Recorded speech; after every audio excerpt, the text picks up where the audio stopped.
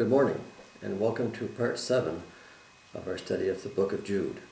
As you recall, Jude was a half-brother of Christ who did not believe in Christ's divinity until after the resurrection, and then both he and his brother James became fervent adherents to Christianity and followers of Christ. Now Jude was writing to these people in the churches, whom he called brethren. He was writing to them about their faith and the need to maintain their faith and to do it with utmost clarity, because people had come into the church who were trying to change the basic faith under which they had been converted. This was not something new. Back in the book of Galatians, Paul wrote to the people in that church asking them why they had so rapidly diverted from the faith under which they were called. So this was happening throughout the Christian churches. And now Jude is writing to these churches, reminding these people of the faith under which they had been held, and of people who had come into the church who are now trying to change the basic faith. He called this with lewdness, meaning there was some practices which were not very good being introduced into some of the churches.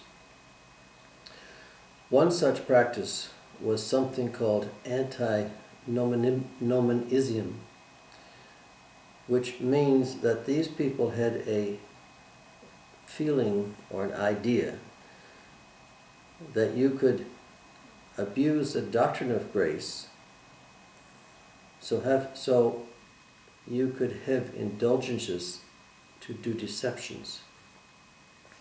In other words, that they thought that by the gospel they were released from any obligations of the law. Therefore, under grace they could do all the sinning that they wanted, because the more sin, the more grace would abound. This was entirely contrary to what Paul said in Romans, when he said that shall we continue in sin that grace may abound? Certainly not. But this was one of the philosophies that was coming into the church. So Jude is writing to these people to contend for the original faith under which they had been accepted into the body. And he gave them warnings. He gave warnings to the people who were following these false teachers, and he also gave warnings to the teachers themselves. To those people who were following these false ideas, he mentioned 3 Old Testament situations in which people lost out because they followed faith that was not really that which was condoned by God.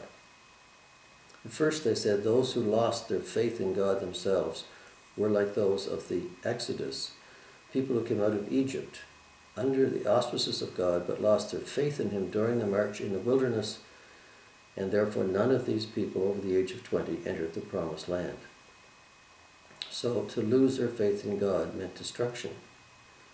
There were others who were trying to make their own rules to actually take the place of God, or to surpass God, much as the angels did when Satan fell. The angels also came down, as in Genesis chapter 6, and had relationships with men, and this was also condemned, and it says that these angels were kept in chains for everlasting change. The third type were those people who originally just kept going in sinning, much as was mentioned before. And he used the idea of Sodom and Gomorrah. These were 2 cities on the plains which were very wealthy, very lush, in which people did not have to do as much work as in some other areas in order to survive. Therefore they had leisure time and they had extra money. And in Ezekiel, he says that these people were negligent in helping the poor and the needy, and in their idleness they turned to sexual perversions and to games, which were abhorrent to God. And for this reason Sodom and Gomorrah and the surrounding cities did likewise were destroyed. So we use these examples as indications of what might happen to those people who followed these teachers in their aberrant ways. And now he's going on to the teachers themselves. And the rest of the book is really dedicated to talking about these people who lead others astray. People who lead churches, people who lead groups, who actually do more taking and want to promote themselves rather than the original gospel, both probably today as well as in the days of Jude. And he talks about these people in these terms.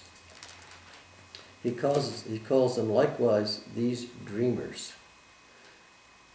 In verse 9, he calls these people dreamers, people who actually think of what they're going to do might actually come to fruition, but there's really no chance of that happening. He calls these people who have such prophetic ideas as not really prophecy, but delusions. These people are not going to actually achieve what they say they're going to do. He calls them dreamers who defile their body, their flesh, reject authority, and speak evil of dignitaries. What he's saying these people are doing are suggesting immoral acts. They're rejecting any kind of authority, God's authority, perhaps government authority, church authority, and they try to speak evil of those people who are in authority. They try to speak them down. They try to degrade them. And they tend to try to promote themselves by degrading others. And he uses as an example of this the next verse where he says, even the archangel Michael, in contending with the devil, when he disputed about the body of Moses, dared not bring against him a reviling accusation.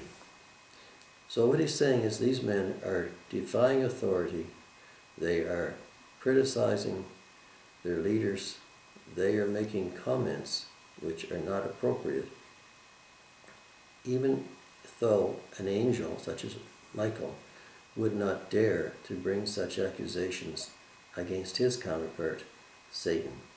Now this idea of Moses contending Michael contending for the body of Moses against Satan is something which comes from an apocryphal book called The Assumption of Moses. And it has to do with the fact that Moses himself did not enter the promised land. And it says in Deuteronomy, the last chapter, that he was buried in Moab by God in a place which is not marked. And the idea that Moses was being contended for between Michael and Satan was from the fact that Moses had disobeyed God and had done something which prevented him from entering the promised land.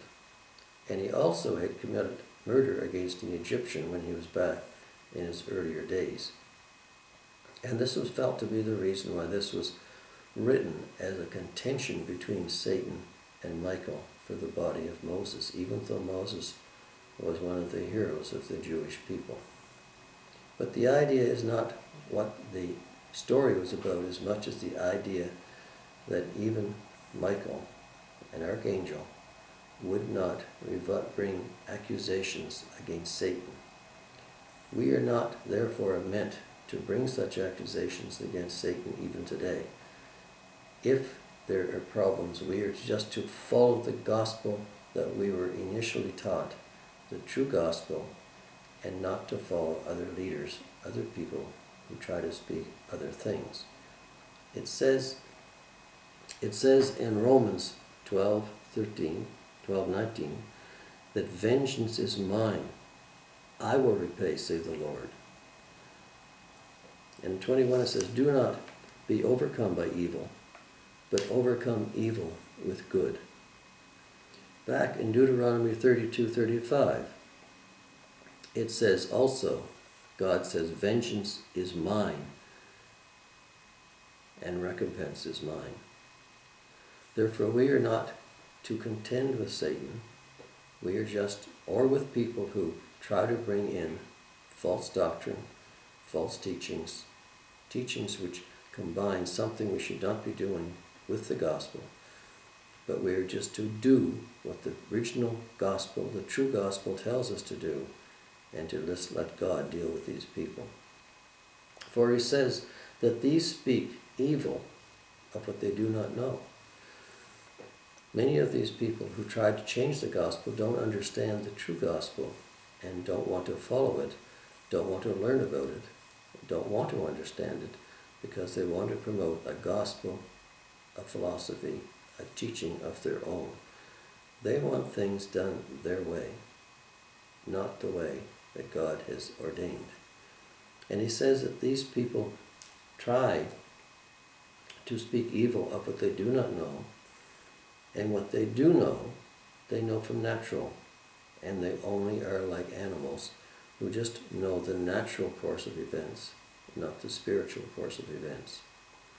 So these men are being warned by Jude as well, and we are being warned not to follow them, to stick to the original gospel, to stick to what God had put down for us and the apostles had preached initially, that is primarily to follow Christ's crucifixion and his resurrection. And this is the gospel which the apostles spoke of, and this is the gospel that we should be following. This is the real good news. So he gives warnings against those people who follow false teaching, and also about the false teachers themselves. And the rest of this book is primarily dedicated to showing what happens to these false teachers who try to lead people astray. And we'll get onto that again in the next session, next week.